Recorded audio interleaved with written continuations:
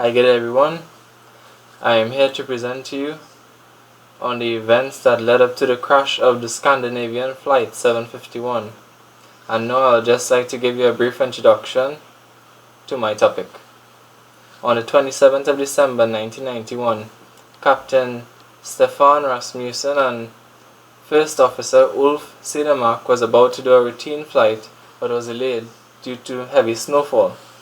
The plane had to be de-iced twice. However, even though no ice could be seen on the wings, there was at least 1 inch of clear ice to the rear of the wing.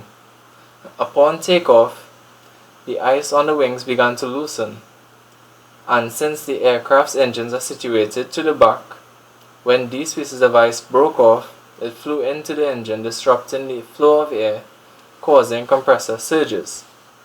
2 seconds after the surges were heard, the left engine failed. When the captain heard these surges, he immediately pulled back the throttle to reduce speed. However, the plane had an ATR system, which is an automatic thrust reduction system, causing the plane to increase speed upon takeoff.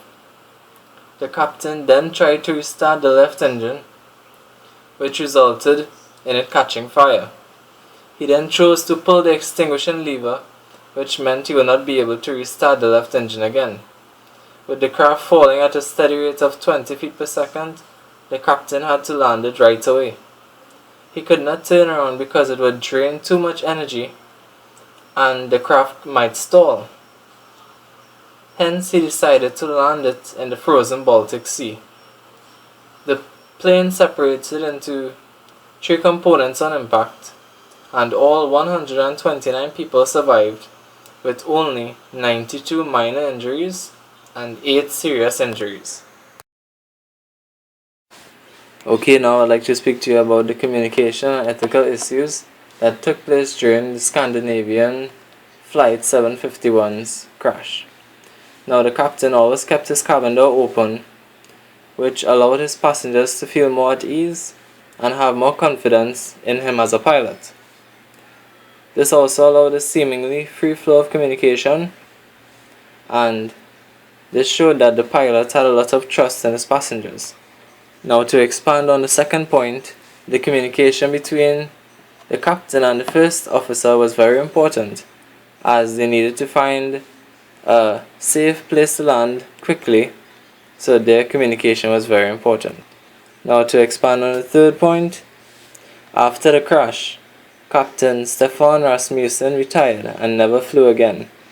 This shows that he has high values regarding human life, as he does not trust himself anymore to carry passengers on an aircraft. Okay, now I'm going to speak to you about the recommendations made by Scandinavian Airlines.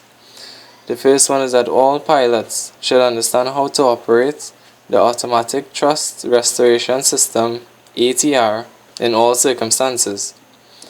Now, the second recommendation made is to ensure that after de-icing, that the de-icing technician go up on the wing, take off his glove and touch it with his bare hands to ensure that there is no clear ice on the wing.